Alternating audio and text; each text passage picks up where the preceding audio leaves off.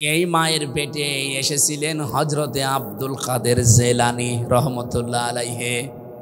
সম্মানিত মা বোন যারা এসেছেন, শুধু ওয়াজ শুনতে আসা না, এখন থেকেই পরিবর্তনের নিয়ত করে বাড়ি যাবেন। হযরতে আব্দুল কাদের জিলানী রহমতুল্লাহ আলাইহি যেই মায়ের পেটে এসেছিলেন, আপনি সেই মায়ের জীবনী পড়ে দেখেছেন কোনোদিন?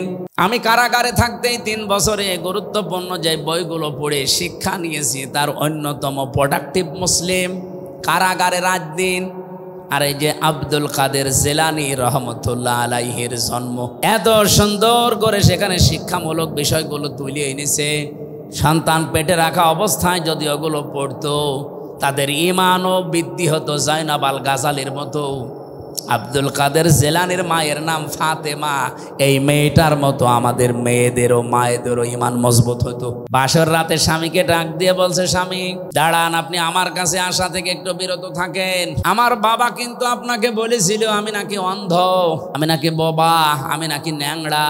ঠিক বলেছে আমার বাবা। আপনি যে বাসর রাতে আমার কাছে আসতে যে ফিরে গেলেন ভয়তে, আপনি বিয়ের আগেই তো শুনেছিলেন যে আমি অন্ধ, অথচ আমার চোখ এখন ভালো। আপনি শুনেছিলেন যে আমি নাকি ন্যাংড়া, অথচ আমি হাঁটতে পারি। আপনি শুনেছিলেন আমি কিছু শুনতে পাই না, কালা, অথচ আমি আপনার কথা শুনতে পাচ্ছি। আপনি শুনেছিলেন আমার বাবার কাছে আমি বোবা, কথা বলতে পারি না, অথচ আমি আপনার সাথে টকিং করছি। আমার বাবা যা বলেছে সত্য বলেছে। এই কারণে আমার এই প্রাপ্তবয়স্ক হওয়ার পর থেকে, মনে করেন 12 বছর, এই 12 বছরের পর থেকে এই বিয়ের এখন চলছে আমার 18 বছর।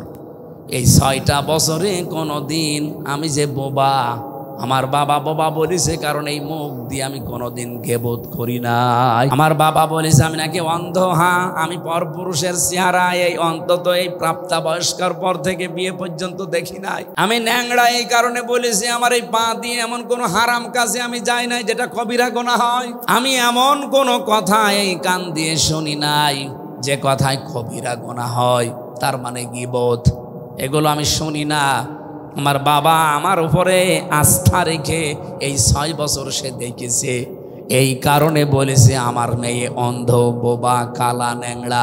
আসলে আমি ওই রূপকর্তে এগুলো ছিলাম, বাস্তবে আমার শরীর সব ঠিক আছে। শুকরিয়া আদায় করলেন। বাসর রাত শেষ করে বউকে নিয়ে বাড়িতে গেলেন বাবার, কারণ এতদিন তিনি শ্বশুর বাড়িতে কাজ করে খেতেন 10 বছর। এত বড় চরিত্রের অধিকারী তার মা, এর পরেও তিনি মায়ের পেট থেকে এসে মাত্র 6 বছর তার বয়স, মা তাকে নিয়ে গেছে মাদ্রাসায় পড়ানোর জন্য। ওস্তাদ ডাক দিয়ে বলছে, বাবা বলো বিসমিল্লাহির রহমানির রহিম, আলিফ বা তা সা। হযরতে আব্দুল কাদের প্রথমেই প্রশ্ন করলেন, ওস্তাদ বিসমিল্লাহির রহমানির রহিম এর মানে কি? উনি অর্থ বললেন যে এখানে আল্লাহর নামে শুরু হচ্ছে, যিনি রহমান, যিনি রহিম, দয়াশীল এবং ক্ষমাশীল। আলিফ বা তা সা। উনি বললেন এর অর্থ বলেন। ওস্তাদ বলছে আলিফ বা তা সার কোনো অর্থ নেই। আব্দুল কাদের বলে, হুজুর যে জিনিসের মানে হয় না, অর্থ হয় না, ওটা পড়ি আমি সময় নষ্ট করি না। ওস্তাদ চিন্তা করছে কি ছাত্র পেলাম। তুমি জানো আলিফের মানে? যা জানি, আমি মায়ের কাছ থেকে শুনেছি। কি আলিফের মানে? আমি এতদিন ছাত্র পড়াই, আমি জানি না।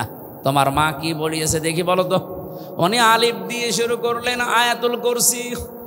আল্লাহু লা ইলাহা ইল্লা হুয়াল হাইয়ুল কাইয়্যুম। তেলাওয়াত করতে করতে প্রায় 18 পারা পর্যন্ত তিনি পড়েছিলেন। আয়াতুল কুরসির ভেতরে আমার আল্লাহর 10টা ক্ষমতার কথা আছে, তিনি ব্যাখ্যা পর্যন্ত মায়ের কাছে পড়েছিলেন, শুনেছিলেন। এগুলো শুনলেন, বললেন ওস্তাদকে। ওস্তাদ কাঁদতে কাঁদতে বেহুশ হয়ে গেছে। হোশ ফেরার পরে ডাক দিয়ে বলছে, কি মা কয় তোমার? পর্দার আড়াল থেকে মাকে জিজ্ঞাসা করলেন, আপনি এই ছেলেকে মনে হয় কোনো জায়গায় পড়িয়েছেন, এখন নিয়ে এসেছেন আমার কাছে পরীক্ষা করার জন্যে? মা বলছে, না, এই প্রথম নিয়ে আসলাম। কি বলেন? আপনার এই ছেলের তো আল্লাহর পরিচয় ব্যাপক আয়ত্ত আছে, এমনকি কোরআনে কারিমের 18 পারা পর্যন্ত তার প্রায় মুখস্থই করা আছে। বয়স মাত্র 6 বছর। কয় বছর? 18 পারা মুখস্থ হয়েছে 6 বছরের বাচ্চা। তার মানে আমার মেজো মেয়েটা এখন 6 বছর ফারিহা, এতটুকু বয়সে কোরআন মুখস্থ করে ফেলেছে প্রায় 18 পারা। কথা শোনার পরে মায়ের তো আনন্দ করার কথা, খুশি হওয়ার কথা। মা আমার কান্না আরম্ভ করলেন। ওস্তাদ কান্নার আওয়াজ শোনার পরে জিজ্ঞাসা করেন, আপনি কাঁদেন কেন? আপনার তো সৌভাগ্য। মা ডাক দিয়ে বলে, ওস্তাদ কাজী, আমি এই জন্য, আমি নিজেও কোরআনের হাফেজা, আমি নিজেও কোরআন পড়াটাই হালকা বুঝি। এই সে সন্তানটা আমার পেটে আসার পর থেকে আমি অধিকাংশ সময় আমার মুখে কোরআন রাখতাম। আমি উঠান ঝাড়ু দিয়েছি, আমার মুখে আল্লাহর কোরআন। আমি ঘর ঝাড়ু দিয়েছি, আমার মুখে আল্লাহর কোরআন। আমি খাবার দাবার স্বামীকে দিয়েছি, আমার মুখে আল্লাহর কোরআনই থাকতো। সন্তানটা জন্ম নেওয়ার পরে আমি ফজরের নামাজ পড়ে ওরে শুইয়ে রাখতাম, পাশে বসে বসে তেলাওয়াত করতাম। দেখতাম আমার সন্তান আব্দুল কাদের আমার মুখের দিকে তাকিয়ে মুখ মিলাচ্ছে। আমার আফসোস হচ্ছে এই কারণে, আমি যদি আর একটু কষ্ট করে প্রতিনিয়ত 30 পারায় তাকে পড়ে পড়ে শোনাতে পারতাম, আমার এই ছোট সন্তান এতটুকু বয়সেই কোরআনের হাফেজ হয়ে যেত। মেয়েরা যারা এসেছেন, সম্মানিত মা বোনেরা, আপনাদেরকে বলছি, একটা মেয়ে মানুষ ওই পর্যন্ত প্রাপ্ত বয়স্ক হয় না, প্রাপ্তা। মেয়েদেরকে প্রাপ্তা বলা হয়, পুরুষ প্রাপ্ত, যতক্ষণ তাদের মাসিক না হয় বা ওই শরীর খারাপ না হয়। যখন শরীর খারাপ হয়ে যাবে, সে 9 বছরে হোক, 12 বছরে হোক, 15 বছরে হোক, যখনই শুরু হবে, ওই দিন থেকে শুরু করে জীবনে আর কোনো দিন আপনি ওই মাসে 3 দিন, 5 দিন, 7 দিন বাদ দিয়ে নামাজ বাদ দিতে পারবেন না। এই মাসলাটা বুঝেছেন কিনা বলেন? তাহলে মেয়ে লোকের নামাজ ফরজ হওয়া, যেদিন শরীর খারাপ হয়েছে ওই দিনের পবিত্র হওয়ার পর থেকে, তার শরীর খারাপ হওয়ার পর থেকে নামাজ শুরু।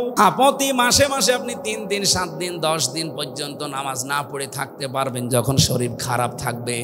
তো শরীর ভালো হয়ে গেলে বাকি সময় কোনো দিন আপনি আর নামাজ বাদ দিতে পারবেন না। অনেকের মেয়ের হয়তো 10 বছর, 12 বছর, 13 বছরে শরীর খারাপ হয়, কিন্তু বাবা তো আর জানে না, মা তো এই বিষয়গুলো জানে। ও নামাজ না পড়ে ফজরের সময় ঘুমিয়ে আসে, বাবা তো আর জানে না যে আমার মেয়ের অবস্থা কি। মা কিন্তু সব জানে। বাবা যে ডাক দিয়ে বলবে যে ফরজ নামাজটা পড়ে ঘুমা, বলতেও পারে না। এই জন্য মা বোন যারা এসেছেন, আপনার দায়িত্ব এটা, স্বামীকে হয় জানিয়ে দেবেন যে এই মাস থেকে তার এই শরীরের অবস্থা, আগামী থেকে তার নামাজ কিন্তু আর কাজা করা হারাম, ফরজ নামাজ পড়াই লাগবে। আমি এই মাসলাটা বোঝাতে পেরেছি কিনা বলেন তো? বলেন বলেন। আমাদের বাবাদের দরকার নেই, আমরা বাবারা শুধু আদেশ দেওয়ার ক্ষেত্রে থাকলে হবে। বড় ভাই যারা আমরা আছি, বাবা যারা আছি, আদেশ দেওয়া পর্যন্ত থাকলে হবে, কিন্তু দায়িত্ব পালন করা লাগবে মায়েদের আর বড় বোনদের। মারা এবং বড় বোনেরা যারা আছেন, অবশ্যই আপনার বোন হোক, আপনার মেয়ে হোক, তার শরীর যেদিন খারাপ হবে ওর পর থেকেই তার নামাজ কি ফরজ। এর আগে পর্যন্ত কিন্তু নামাজ ফরজ ছিল না। এর আগে পর্যন্ত সে 10 বছর হোক, 12 বছর হোক, 15 বছর হোক, এর আগে পর্যন্ত যদি নামাজ পড়ে থাকে সওয়াব হলে আপনার হবে, ওই মেয়েটার সওয়াব হবে না। কিন্তু এরপর থেকে নামাজ পড়লে সওয়াব, না পড়লে কবিরা গুনাহ, আর আপনি আদেশ দেননি, আপনারও গুনাহ। কন্যা সন্তান এই পৃথিবীতে মানুষকে আমার আল্লাহ দিয়ে তিনি নিজেই আরশে বসে বসে আনন্দ করেন, আর তিনি নিজেই খুশি হন। আপনি যখন এই মেয়েটার সুন্দর একটা অর্থবোধক নাম রাখার পর তার পেছনে খরচ করবেন সাধ্য মতো, মনে করবেন এটা আমি আল্লাহর রাস্তায় সাদগা করছি। কোন ছেলের পেছনে খরচ করলে সাদগা হয় এটা আমি পাইনি, কিন্তু মেয়েটার পেছনে যদি খরচ করেন, তাকে দিন শিক্ষা দেন, 3 নম্বরে তাকে সৎ পাত্র দেখে পাত্রস্থ করেন। নবীজি বলেন, কিয়ামতে আল্লাহ যখন আমার জান্নাতে দেবে, তিনি এইভাবে দেখিয়েছিলেন, পাশাপাশি আমার পাশে ওই মেয়েটার দায়িত্বশীল মা বাবা আমার সাথে থাকবে। আমার ভাইরা একটু খেয়াল করে শুনবেন, তাফসীর মাহফিলে কথা বলতে হলে একেবারে তার নামকরণ থেকে আরম্ভ করা লাগে। আরফ শব্দের শাব্দিক অর্থ আমরা জানি, ওই যে আরাফাতের ময়দান না, এটা শুধু আরাফাতের ময়দান না। আরফ শব্দের শাব্দিক অর্থ উঁচু। এটা জান্নাত এবং জাহান্নামের মাঝখানে একটা দেওয়াল দেওয়া আছে, এই দেওয়ালটার নাম হচ্ছে আরফ। নবীজি বলেন, কিয়ামতের দিন আল্লাহ কিছু মানুষকে এখানে বসিয়ে দেবেন। এ মানুষগুলো জান্নাতেও যেতে পারবে না, জাহান্নামও যাবে না। সাহাবী প্রশ্ন করলেন, হে নবী, এরা জান্নাতে যাবে না, জাহান্নামও যাবে না, ওই জায়গায় থাকবে কতদিন? নবীজি আর বলেননি যে কতদিন। আপনি টের পাচ্ছেন? জান্নাতেও আপনি যেতে পারবেন না, জাহান্নামেও যাবেন না। হ্যাঁ, ওই ওই প্রাচীরের ওপরে দাঁড়িয়ে থাকা লাগবে। কতদিন আর নেই, সীমা নেই। আমাদের কারো কপাল যদি ওই রকম হয়ে যায়, কেন হবে সেই কথাটা বলে আমি তাফসিরে যাচ্ছি। বিশ্বনবী বলেন আল্লাহ তাদেরকে জান্নাতে দেবে না মাত্র একটা কারণে, ওর নামাজ রোজা পর্দা পুশিদা সব ঠিক ছিল, কিন্তু পরিবারে ওর বউর সাথে আচরণ ভালো করতো, মার সাথে আচরণ ভালো করতো না। ও দুনিয়ায় মায়ের হক আদায় করে নাই ঠিক মতো, এই কারণে আজ ওই জায়গায় দাঁড়িয়ে আছে। ও জান্নাতে যেতে পারছে না। তাহলে জান্নাতে যাওয়ার বাধা কিন্তু আপনার মা বাবা। আমার মনে হয় এখন মা বাবা যারা প্যান্ডেলে বসে আছে এরা আনন্দে আত্মহারা যে হুজুর আরো বেশি দিন বেঁচে থাক। আরে মা বাবা, আপনারও তো কিছু দায়িত্ব আছে। ওই যে সন্তান হওয়ার পরে তার সুন্দর অর্থবোধক নাম রাখার পরে তার দ্বীনের শিক্ষা দেওয়া। এই কথা বলেন না কেন? আপনি কি শিক্ষা দিয়েছেন যে আপনি মা বাবা আল্লাহর পরে আপনার স্থান সে ছেলে জানেই না? কয়েকদিন আগে একটা জানাজা দেখছিলাম ভিডিওতে। এই বাংলাদেশের সুদর্শন পুরুষ নামে একজনের নাম শুনেননি? ও যদি সুদর্শন পুরুষ হয় আমি কি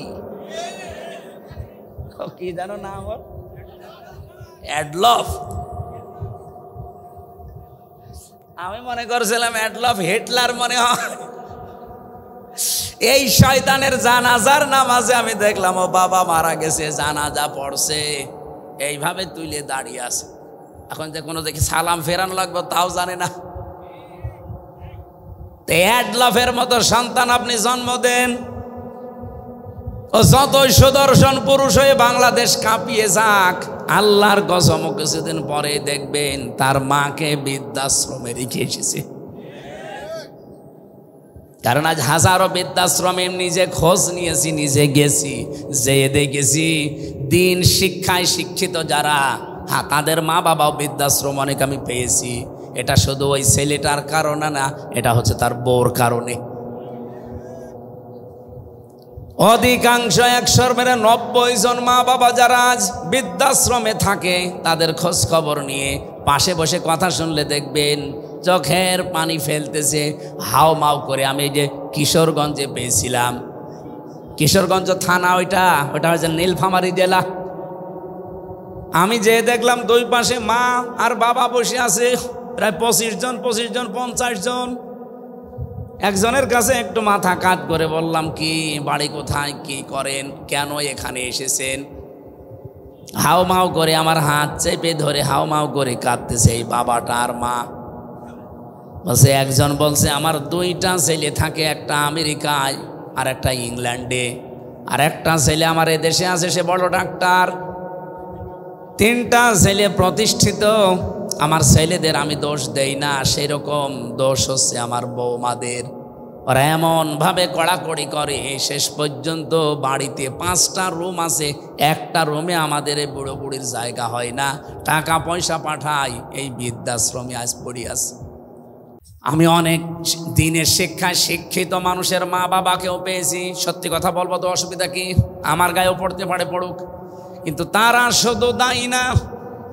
যে সমস্ত মাওলানা বলেন এই দিন শিক্ষায় শিক্ষিত ভাইরা তাদের মা বাবাকে বাধ্য হয়ে রেখে এসেছে শুধুমাত্র তাদের পরিবারের সন্তান আর বউর কারণে।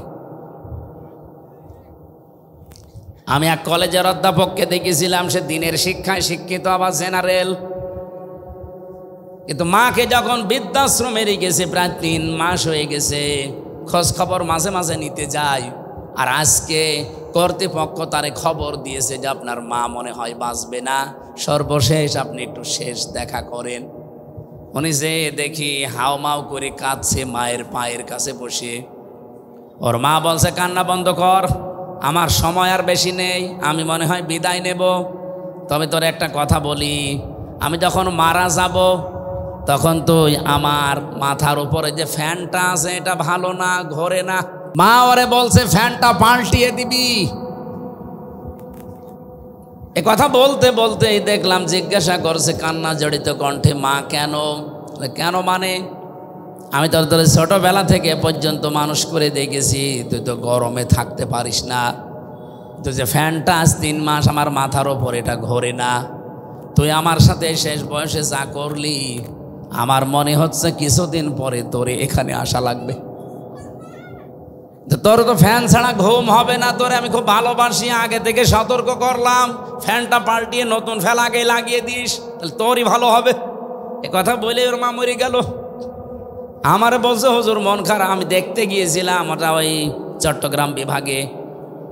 মন খারাপ করবেন না, আমার ওপরে আপনি গালি দিয়েন না, রাগ করেন না, এ দোষ শুধু আমার একা না, আমিও আপনার মতোই দিনী শিক্ষায় শিক্ষিত, আমি কলেজের অধ্যাপক, আমি জেনারেল থেকে অনার্স মাস্টার্স করেছি, আমার 2টা ছেলে মেয়ে আছে, আমার মা 3 মাস এখানে পড়ে আছে, মাঝে মাঝেই মাকে আমি খরচ দিয়ে যাই, কিন্তু সাধ্য মতো দিতে পারি না। বউ আমারে বলেছে এই বুড়ি যদি বাড়ি থাকে তোমার ভাত আমি খাবো না। আমি তো বউকে তালাকও দিতে পারলাম না ওই বাচ্চা দুটো মুখের দিকে তাকিয়ে। শেষ পর্যন্ত মাকেই রেখে গিয়েছিলাম, আজকে মা আমার চিরদিনের মতো চলে গেল। আমার বাবা সেই ছোট্টবেলায় মারা গেছে, বহু কষ্ট করে এ পর্যন্ত আমি পৌঁছিয়েছিলাম, খুব অবস্থান ভালো না আমার, যাই আছে আমি চলতে পারতাম, কিন্তু আজকে আমি এমন একজনকে হারালাম যে দুনিয়ায় আমার নাম ধরে ডাকবে সেরকম মানুষ এখন আর নেই।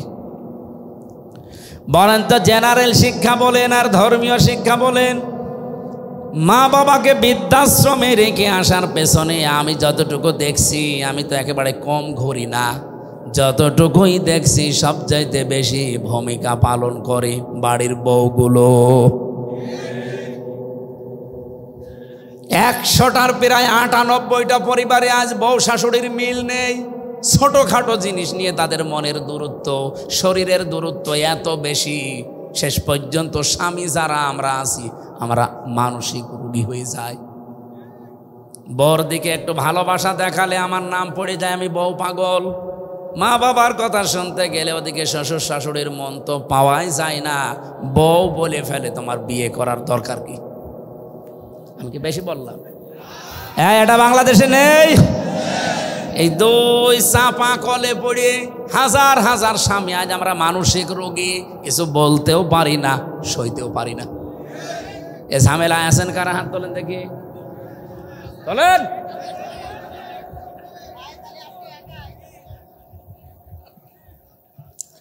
এটা রেকর্ড হচ্ছে, সারা বাংলাদেশে যাচ্ছে, পেছনে যারা মেয়ে লোক বসে আর হয়তো শুনছে, সারা পৃথিবী এখন ছড়িয়ে যাচ্ছে। হাতে পায়ে ধরে মাদেরকে বলছি, বিশেষ করে বউদেরকে বলছি, আল্লাহর কসম আপনি জান্নাতে যেতে পারবেন না যতক্ষণ শ্বশুর শাশুড়িকে নিজের মা বাবার মতো মনে না করবেন। আরে নিজের মা বাবাও তো আপনার কাছে থাকলে জীবনও আপনি এরকম ঝাড়ি দিতে পারবেন, এরকম মন খারাপ করতে পারবেন। 24 বছর, 25 বছর, 28, 30 বছর পর্যন্ত হামজার পেছনে এই মেয়ে লোকটাই শ্রম দিয়েছে নিঃস্বার্থভাবে। এই পুরুষ লোকটাই রোদে পুড়ে পুড়ে পিঠের চামড়া কালো বানিয়ে ফেলেছে এই হামজার জন্যে। আর আপনি 3 কথায় এসে 3 দিনে আপনি পাল্টিয়ে গেলেন। আপনি নিজের শুধু ক্ষতি করছেন না, এই স্বামীর মন থেকে তো উঠে যাচ্ছেনই। আপনি দেখবেন স্বামীরা সবচাইতে জড়ানো জিনিসকে বেশি ভালোবাসে। আরে পৃথিবীতে সবচাইতে বেশি আমরা পুরুষ যারা আছি, আল্লাহর কসম আমি কোরআন হাতে নিয়ে বলতে পারি, আল্লাহ রাসূলের পরে আমি সবচাইতে বেশি ভালোবাসি আমার মা আর বাবাকে। আর এই মা বাবার সাথে যে জিনিসে জড়িয়ে থাকে তাকেও বেশি ভালোবাসি। এই জন্য যদি স্বামীর মন পেতে চান, আপনি স্বামীর মা বাবার সাথে কন্যার মতো জড়িয়ে যাবেন, তাহলে এমনি আপনাকে মন থেকে ভালোবাসবে। কথা বলেন ঠিক কিনা? আরো জোরে বলেন। আমার ভাইরা, বিশ্বনবী মুহাম্মদ রাসূলুল্লাহ সাল্লাল্লাহু আলাইহি সাল্লামকে আল্লাহ যেই কথাগুলো আমাদের মাধ্যমে এবার জানাবেন, সূরা আরাফ থেকে যেহেতু পড়েছি, আপনি আরাফ থেকে এই প্রাচীর নামক জায়গায় মনে করেন এখন দাঁড়িয়ে আছেন, আপনার বিচার চলছে। আপনাকে আল্লাহ জান্নাতে দিচ্ছে না শুধুমাত্র মায়ের কারণে, বাবার হক আদায় না করার কারণে। সাহাবী প্রশ্ন করলেন, হে নবী, আমার মা বাবার কারণে না আমি জান্নাত যেতে পারলাম না, জাহান্নামে আল্লাহ দিচ্ছে না কোন কারণে? এই বসেন বসেন, একটু একটু, এইটাই আমার মূল বিষয়, নাই তো আমি পয়েন্ট পর্যন্ত আসতাম না। এদিকে তাকান। সাহাবী প্রশ্ন করার সঙ্গে সঙ্গে নবীজি বললেন তাকে, আল্লাহ জান্নাতে দিচ্ছে না মা বাবার কারণে, আর জাহান্নামে দিচ্ছে না, লোকটা আর যাই করুক দুনিয়ায় দিন কায়েমের জন্য চেষ্টা করত। তাহলে দিন কায়েম করা এটা কিন্তু ফরজ, এটা নফল কাজ না। যত ফরজ আছে দুনিয়ায়, এই জমিনে আল্লাহর দিন কায়েম করা, নামাজ রোজা হজ যাকাত দান সাদকা এর চাইতেও বড় ফরজ। কারণ দিন কায়েম না থাকলে আপনি নামাজের হক আদায় করে নামাজ পড়তে পারবেন না, দিন কায়েম না থাকলে আপনি জাকাত ভিত্তিক অর্থনীতি পাবেন না, দিন কায়েম না থাকলে আপনি পর্দাশীল মহিলা খুঁজে পাবেন না। এজন্য কোরআনে কারিমে আমি যতটুকু স্টাডি করে দেখলাম, আমি তো সে ছোটবেলা থেকে এর সাথে লেগে আছি, আমার এই মাথার ভেতরে কোরআনের যতটুকু জ্ঞান আছে আমি দেখেছি সব ফরজের বড় ফরজ আল্লাহর জমিনে দিন কায়েম করা। আদম নবী থেকে আমাদের নবী পর্যন্ত কত লক্ষ নবী হতে পারে বলেন? আমি অন্তত ছোট জীবনে যত নবীর জীবনী পড়েছি, শুধু 2 জন নবীর জীবনী বাদ দিয়ে প্রত্যেকটা নবীর জীবনের শেষে পেয়েছি আন আকিমুদ্দিন, দিন কায়েম করো। একজন হযরত আদম আলাইহিস সালাম আর হযরত সুলাইমান নবী, এরা 2 জনে, আদম নবীর সময় তো মানুষজনই ছিল না, আর সুলাইমান নবী তার বাবার কাছ থেকে রাজত্ব পেয়েছিলেন, তিনি আর কি কায়েম করবেন? আর বাকি যত নবীর জীবনী পড়লাম, প্রতিটি নবীর জীবনের মিশন এবং ভিশন ছিল যে দিন কায়েম করা লাগবে। ওয়ালা তাতাফাররাকু ফি, আল্লাহ বলেন মতপার্থক্য করা যাবে না এ বিষয়ে। আপনি যা করেন করেন, আপনি তাবলীগ করবেন করেন, আপনি জামাত ইসলাম করবেন করেন, আপনি পীর মুরিদি করবেন করেন, জিকির করবেন করেন, দরবার খুলে বসে আছেন করেন, যা করবেন আপনার জীবনের যেন টার্গেটই থাকে যে জমিনের দিন কায়েম করা লাগবে। এ বিষয়ে যদি আপনার মন খারাপ হয়, ফতোয়াবাজি করেন যে না এটা দুনিয়ার কাজ, এটা রাজনীতি। সূরা শূরা 25 নম্বর পারা 13 নম্বর আয়াত, এটা 3 নম্বর পৃষ্ঠার 11 না 10 9 নম্বর লাইনে আছে, মাঝের অংশে পাবেন এতটুকু, কাবুর আলাল মুশরিকিনা মা তাদউহুম ইলাই। আল্লাহ পাক বলেন, হে নবী আপনি যেদিকে ওদেরকে ডাকেন দিন কায়েম করো জমিনে, এটা শুনলে সবচাইতে বেশি মন খারাপ হবে তাদের যারা মুশরিক। বাংলার মুসলমানেরা, নামাজের কথা বললে আপনি আমাকে দোয়া করেন, ভালো কথা বলেন, রোজার কথা বললেও আপনার কাছে আমি ভালো, জমিনে যে আল্লাহর দিন কায়েম করা লাগবে এটা বললে আপনার কাছে রাজনীতি মনে হয়, দুনিয়ার কাজ মনে হয়। আপনি বিশ্বাস করতে পারেন যে কোনো কায়দায় আপনার দ্বারা মনে হয় শিরিক হচ্ছে। শিরিক করলে মানুষ যেহেতু মুশরিক হয়, আর দিন কায়েমের কথা শুনলে রাগ হবে, মন খারাপ হবে, খারাপ লাগবে কাদের? মুশরিকদের। বলেন বলেন, এ বাংলাদেশে দিন কায়েমের কথা বললে আপনার রাগ হয়, আপনি কি মুশরিক? বলেন। আমি তো স্টেজগুলোতে এসে আমার বাবার আইন কায়েম করো বলি না, বলি আল্লাহর বিধান কায়েম করা লাগবে। কারণ এইটা কায়েম হলে এই দেশে ডাকাতি থাকবে না, চুরি থাকবে না, জাকাত ভিত্তিক অর্থনীতি কায়েম হয়ে যাবে, ঠিক বাড়ি বাড়ি জাকাতের সম্পদ পৌঁছিয়ে যাবে। জাকাত নেওয়ার জন্য তখন পাড়া খেয়ে মরা লাগবে না। এদেশের সম্পদ বাইরের দেশে শুধু হাত পাতা লাগবে না, যে টাকায় আছে দেশের সম্পদ আছে, শুধুমাত্র জাকাত ভিত্তিক অর্থনীতি কায়েম করে দেন, এ দেশটা ঠিক 1 বছরে আবার দাঁড়িয়ে যাবে। আর বাইরের মুসলমান দেশ 57টা, তারা তো বিভিন্ন কায়দায় আমাদের দেওয়ার জন্য রেডি হয়ে আছে। আমি মালয়েশিয়া গিয়েছিলাম, সৌদি আরবে ছিলাম, এই দেশটার চাইতে 14 ডবল বড় এই দেশটা। যেখানে যেখানে মিশেছি তারা জানে যে এই পৃথিবীতে সব চাইতে বেশি মুসলমান বাস করে ইন্দোনেশিয়ায় আর বাংলাদেশে। জাকাত ভিত্তিক অর্থনীতি কায়েম করেন না কেন? তারা জাকাত পাঠাবে, ওই টাকাগুলো, নিজের টাকাগুলো, নিজের সম্পদগুলো আপনি শুধু মানুষের দ্বারে দ্বারে জাকাত ফরজ পৌঁছিয়ে দেবেন। 1 বছরের ভেতরে দেখবেন ওই মানুষটার ভিক্ষা করবে না, মানুষের চাঁদাবাজি, ছিনতাই, চুরি না। ও নিজের যখন কর্মসংস্থান পাবে, পেটে খাবার থাকবে, তখন ঠিক ভালো রাস্তায় চলবে। বাংলাদেশ জামাত ইসলামের কোনো মানুষ চাঁদাবাজি করে না, ছিনতাই করে না, রাহাজানি করে না। এই কারণে করে না, আপনি দেখবেন এই মানুষগুলো যাই হোক, গরিব হোক আর ধনী হোক, আর একটা কাজ আছে। এই যে এই লোকটা জামাত ইসলাম করে, ও কাপড় সেলাই করে খায়, দর্জি। তাতে কি হয়েছে? পায়খানা সাফ করলেও সে মানুষ। আমি কাজ করে খাই, আমি মানুষেরটা আত্মসাৎ করি না। বাংলাদেশ জামাত ইসলামীতে এই দেশে যত মানুষ আছে দেখবেন, সে ধনী হোক, গরিব হোক, মধ্যপন্থার হোক, তার যে কোনো একটা কাজ আছে। আমি জামাত ইসলামী করি, এই যে ওয়াজ আমার কাজ না, এটা আমার দায়িত্ব, কিন্তু আমার একটা আলাদা কাজ আছে। আমার একটা ব্যবসা, দুইটা ব্যবসা আছে, একটা বইয়ের, একটা কাপড়ের। যদিও সরাসরি আমি সময় না দিলেও আমার লোক রাখা আছে, আমার শালাটা কাজ করে, আমার আর কর্মচারী দিয়ে কাজ করি। আমার কর্মজীবন আছে, আমার ব্যবসা আছে, লাভ লস আছে। এই জন্য আমার চাঁদাবাজি করা লাগে না, আমার ছিনতাই করা লাগে না, আমার টেন্ডারবাজি করা লাগে না। অথচ যে মানুষগুলোর কর্মজীবন নেই, তাদের কর্মজীবনই এই রাজনীতি। বলেন তো, তার কোনো কর্মজীবন নেই, কোনো কাজ নেই, ওর কাজই রাজনীতি করা। সে মেম্বার হয়ে, চেয়ারম্যান হয়ে, মেয়র হয়ে, এমপি হয়ে ও মেরে খাবে নাকি? আকাশের দিকে তাকিয়ে থাকবে? এই কারণেই কুষ্টিয়ার কথা বলছি। আগস্টের 5 তারিখের পরে এই যে এই সেপ্টেম্বর আরম্ভ হচ্ছে কালকে থেকে, এই 1 বছর 26 দিনের একটা জরিপ, শুধু কুষ্টিয়ায় বহু মানুষ হাজার হাজার কোটি কোটি টাকা শুধু চাঁদাবাজি করিস। কই জামাত ইসলামের একটা লোকের বিপক্ষে এটা তোলেন তো, সারা বাংলাদেশ দিয়ে দিলাম। যান, আপনার বিরুদ্ধে কথা আসে কেন? কর্মজীবন তৈরি করেন, আপনার ঘরের পায়খানা সাফ করেন, রাস্তা ঝাড়ু দেবেন, যে কোনো কাজে থাকবেন। শয়তান আপনাকে দিয়ে উল্টা পাল্টা কাজ করাতে পারবে না, কারণ কাজ যখন নেই তখনই শয়তান তার টার্গেট করে।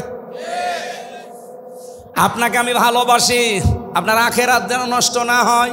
আরে ভাই, চাঁদাবাজি করে হয়তো আপনি 2 কোটি টাকার মানুষ হবেন, আপনার চাইতে আরো 5 কোটি টাকার মালিক ছিল অনেকেই, কিন্তু এখন বাড়িতেও থাকতে পারে না। আমি নিজে সাক্ষী, 620টা বাড়ি একজন মন্ত্রী ছিল। আগে যিনি মন্ত্রী ছিল, ভূমি মন্ত্রী, আপনার ডিলু, উনি তো কবরে চলে গেছে। ওনার পরে একজন হয়েছিল চট্টগ্রামে বাড়ি, সাইফুজ্জামান জাভেদ। একবার বাইরের দেশে গেলাম, সিঙ্গাপুরে না মালয়েশিয়া যেন, হোটেলে উঠেছি, নিচতলায়। হোটেল তো অনেক বড় বড় হোটেল, লিফটে নামা লাগে। 20 তলা, 25 তলা, 30 তলা, 118 তলা পর্যন্ত আছে মালয়েশিয়াতে। চিন্তা করলাম একটু নিচে যাই তো দেখি কি অবস্থা। নিচে এসে দেখি ওয়েটিং রুমে 2 জন শয়তান গল্প করছে। আমি গেছি, আমারে তো চিনে ফেলেছে। বলছে, হুজুর সালাম আলাইকুম। ঠিক আছে, কি এখানে? হুজুর আমরা আগেই পালিয়েছি। অবস্থা দেখি আমরা আগেই পালিয়েছি। পালিয়ে আপনি এখানে কেন? আসি আমি। কত নাম্বার কামরায় আছেন? আসি এই হোটেলে আসি। আপনি কত নাম্বারে আছেন? আমার তো আর ওর মতো ভয় নেই, বললাম অমুক নাম্বারে আছি। আপনি এখানে হোটেলে এসে থাকেন, অথচ শুনেছি নাকি এই দেশে আপনার সাহেব পাড়া আছে, সিঙ্গাপুরে আপনার নিজের ফ্ল্যাট আছে, থাইল্যান্ডে আপনার বাড়ি আছে, আমেরিকায় বাড়ি আছে, কানাডায় বাড়ি আছে, আর বাংলাদেশের বিভিন্ন জেলায় সব মিলে সরকারি তালিকায় তার 620টা বাড়ি। আমার বাবার একটা বাড়ি মাত্র। তাই আমি এই 1 বছরের ভেতরে মনে হয় 2 মাসও বাড়ি থাকতে পারি না। 10 মাসে আমার রাস্তায় কাটে। আর আপনার 620টা বাড়ি কবে থাকবেন? আমারে বছর থাকা আগস্টের 5 তারিখ তো আপনারা সব দখল করে নিলেন। আমি 3 তারিখে রাতে পালিয়েছি। এই পর্যন্ত প্রায় 7 মাস চলছে। খুব গোপনে আছি, কেউ জানে না। আপনি শুধু দোয়া করেন। দোয়া? তোমার জন্য দোয়া আসবে মন থেকে? বদদোয়া আসবে? এখানে থাকেন টাকা, এখানে তো অনেক ভাড়া। উনি যেই কামরার কথা বলেছে যেখানে থাকে কমপক্ষে বাংলাদেশের টাকায় কমপক্ষে 50,000 টাকা প্রতিদিন। আমাদের 30,000 লাগতো, আমাদের তো এক রুম, আর উনি ফ্ল্যাট নিয়ে থাকে। 50,000 টাকা প্রতিদিন ভাড়ায় 7 মাস চলতেছে একাধারে, অথচ নিজের বাড়ি তালা লাগানো, যে সাহেব পাড়া আছে তালা লাগানো, ওখানে থাকেন না? থাকবো। 20 লাখ বাঙালি আছে এই দেশে, যদি আমারে দেখে কোনোদিন বাইরে পিটিয়ে ভর্তা বানিয়ে ফেলবে। এই হোটেল যেহেতু খুব সিক্রেট, কেউ আসে না এখানে, কারণ 3-4টা গেট পার হয়ে আসা লাগে, আবার সেন্সর লাগানো আছে, আপনি গেলেই ঢুকতে পারবেন না। আপনার চেহারা দেখবে তারপরে কাজ খুলবে, ওটা আগে থেকে সিস্টেম করা। তো এখানে আসি জেলখানার মতোই প্রায়, শুধুমাত্র একটু খাওয়া দাওয়া ভালো আর ওই মোবাইল চালাতে পারি। তাছাড়া আপনারা 3 বছর জেলে ছিলেন, ওই রকমই আছে। তাও তো অন্তত আপনারা কারারক্ষী দেখতেন, ওই যে জেলার সোফার আসতো মাঝে মাঝে দেখা হইতো, আর আমরা জেলার সোফারও নেই। এতগুলো বাড়ি, আজ একটা বাড়িতেও থাকতে পারি না। এভাবে যদি কয়েক বছর কেটে যায়, আমার মনে হয় শেষ পর্যন্ত আমারও না খেয়ে মরা লাগবে। আমার ওই দিন থেকে বিশ্বাস হয়েছে 620টা বাড়ি আল্লাহর এই বান্দা নিজের বাবার টাকায় জীবনও বানায়নি। কথা বলেন না কেন? আপনি যারা 1 বছর 1 মাসের ভেতরে 1000 কোটি টাকার মালিক হয়ে গেছেন, সবই তো আপনার বাবার টাকা। এই জন্য আপনাকে বলছি, সময় কিন্তু পাল্টাতে বেশি দেরি হয় না। হঠাৎ করে যদি সময় পাল্টিয়ে যায় না, তখন দেখবেন এই 1000 কোটি টাকা তো যাচ্ছেই, সাথে সাথে আরো 50,000 যাচ্ছে। জামাত ইসলামী বাংলাদেশের নাম বললাম, অনেকের মন খারাপ হয়ে গেল। আর ভাই একটা দেখান তো যে এরাও আপনার মতো চাঁদাবাজি করে খেয়েছে। কেন, এদের কি অভাব নেই? এরাও 15 বছর আপনার মতোই তো নির্যাতিত ছিল, আপনার চাইতে বেশি ছিল।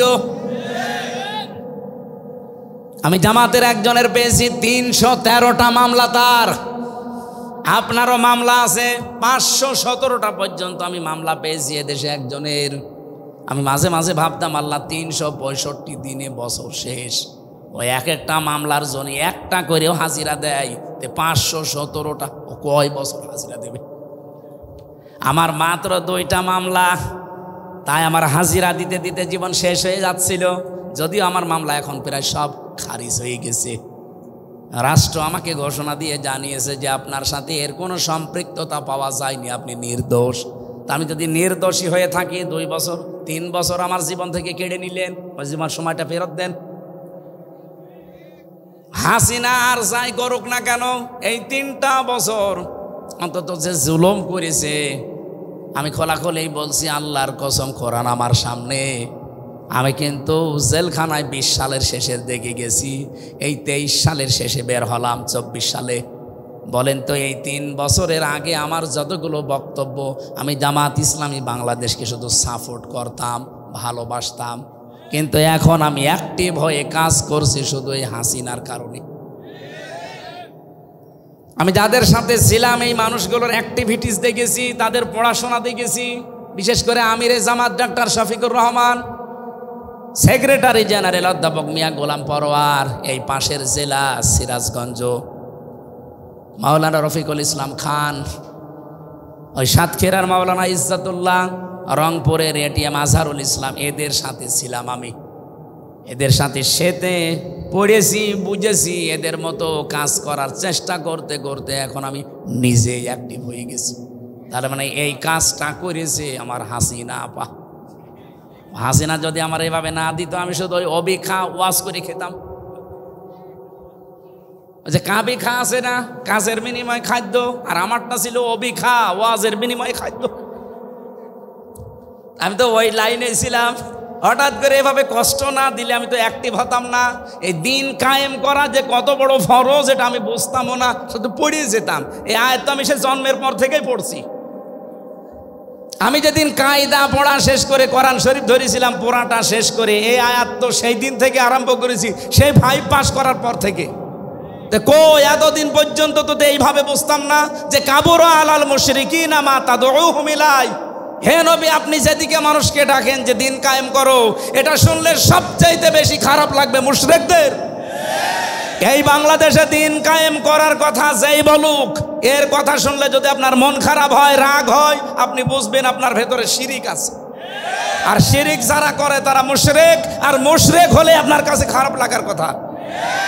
আপনি বলেন কই আমি তো শিরিক করি না, অবশ্যই করেন, না তো আপনার কাছে খারাপ লাগে কেন? তাহলে কোরআন শরীফ কি মিথ্যা হবে? এই জন্য আপনি শিরিক করছেন, আপনি আগে মুক্ত হন, তাহলে আপনার কাছে দিন কায়েমের কথা শুনলে আনন্দ লাগবে, মন খারাপ হবে না। আর আপনাকে আল্লাহ নিয়ে আসবেও না। এই আয়াতের শেষের শব্দ আল্লাহু ইয়াজতাবি ইলাইহি মাইয়াশা। আল্লাহ পাক যাকে ইজতেবা করেন মানে মনোনীত করেন, পছন্দ করেন দিন কায়েমের জন্যে, তাকে আল্লাহ এই কাজে লাগান। ওয়াহদি ইলাইহি মাইয়ুনিব। কিন্তু আমার আল্লাহ দেখেন যে এর মন আছে কিনা। আপনি যদি মন থেকে ফিরে আসেন, আল্লাহর দিন আমি কায়েম করবই, চেষ্টা করে যান, তখন আল্লাহ আপনাকে এই কাজে লাগাবে। বাংলাদেশে সবাই কি দিন কায়েমের পক্ষে? বলেন বলেন। 18 কোটি মানুষ, এখন মাত্র 7 কোটি 20 লাখ মানুষ। এই যে জরিপ 3 দিন আগের, 7 কোটি 20 লাখ মানুষ এখন চাচ্ছে যে দিন কায়েম হোক, আর বাকিরা এখনো চাই না। আমি বিশ্বাস করি আয়াত দ্বারা, সূরা শুরা 13 নম্বর আয়াত, এই বাংলাদেশে এই 20 কোটি কি 7 কোটি 20 লাখ মানুষকে আমার আল্লাহ অলরেডি তার দিন কায়েমের জন্য নির্বাচিত করেছে তাদের মন দেখে। তারা যেহেতু ইলাইহি উনিব, মন থেকে ফিরে আসতে, উনিব না ইউনিব, ইলাইহি ইউনিব, যারা মন থেকে আল্লাহর দিকে ফিরে আসতে চায় তাদেরকে দিন কায়েমের কাজে আল্লাহ লাগিয়ে দেন। আর বাকি এখনো যাদেরকে আল্লাহ নির্বাচিত করেনি, পছন্দ করেনি, তারা আসতে পারে নাই, তাদেরকে আহ্বান জানাচ্ছি, মন তৈরি করেন, জীবনের টার্গেট বানান যে আমি 200 বছর বাঁচবো, দিন কায়েম হবে না, আমি বেঁচে থেকে লাভ কি?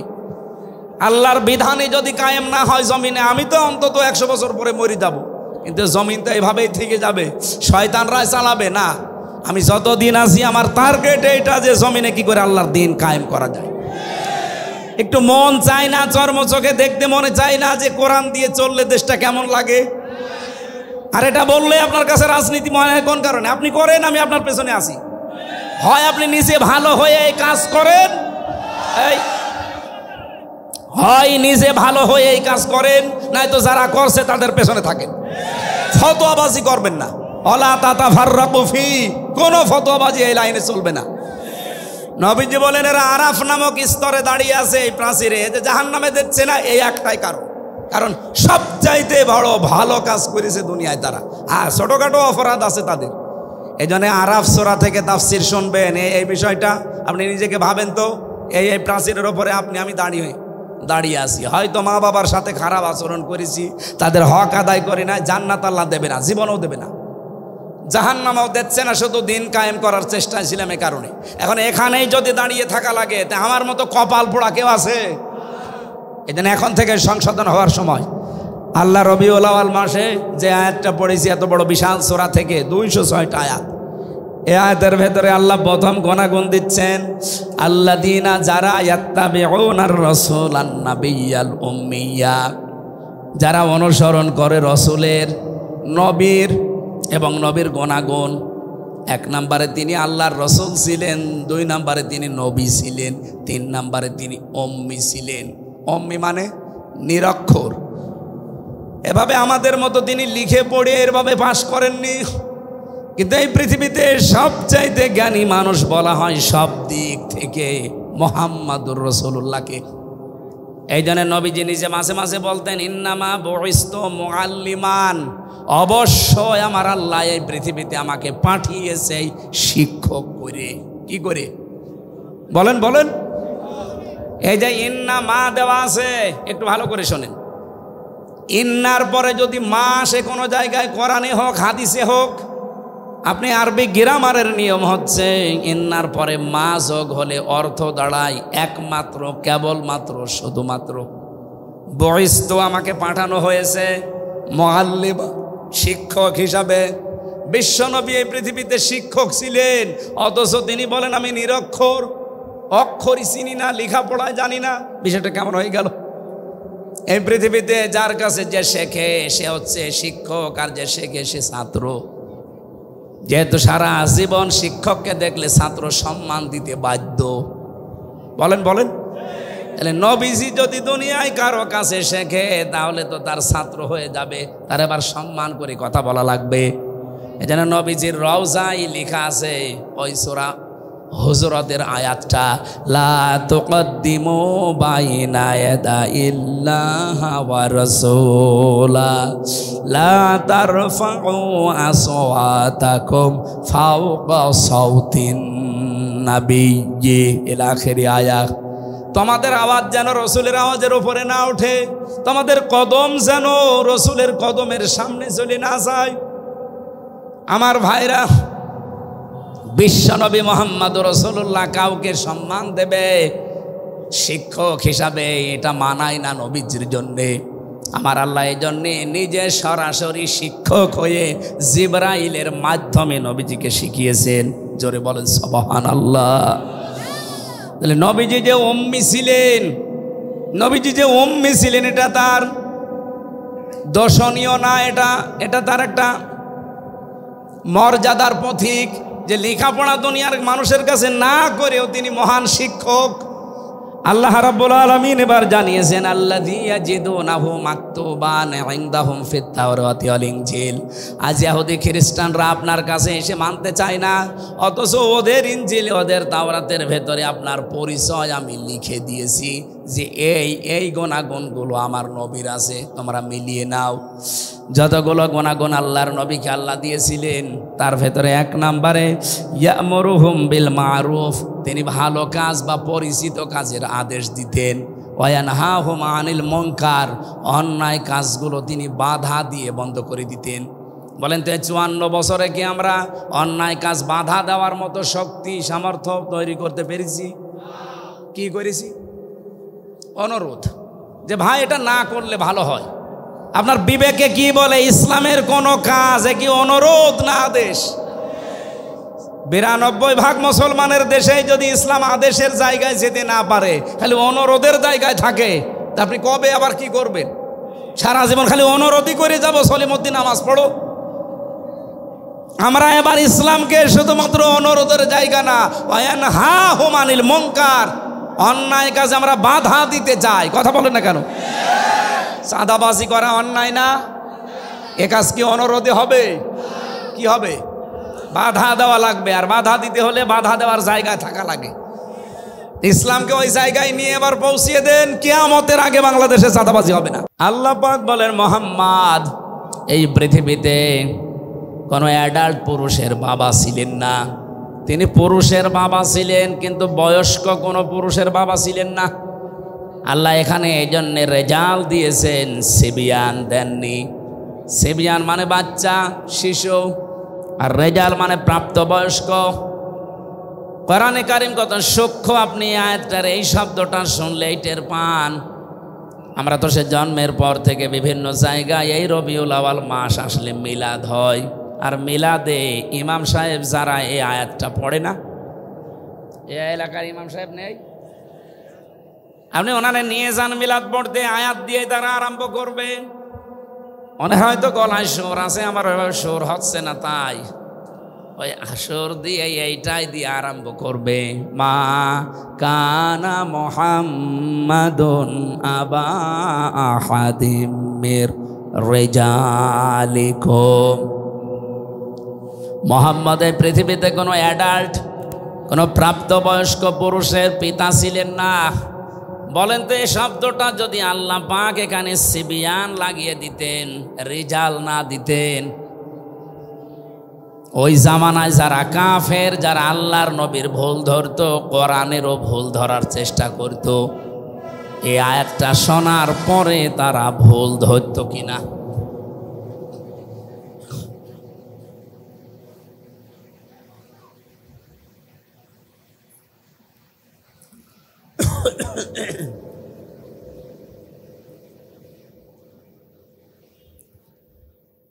আমার নিজের কাছেই তো সিবিয়ান দিলে আমি এখনই ভুল ধরতাম। এই যে টনি বেলাওয়ারের এক শালিকা লরেন বোথ, এই মহিলা ইরানের তেহরান বিমানবন্দরে এসেছিল আমেরিকা থেকে। মহিলা আসার পরে একজন মুসলমানের কাছে কোরআন শরীফ নিয়ে 53 জায়গায় লাল দাগ দিয়েছে।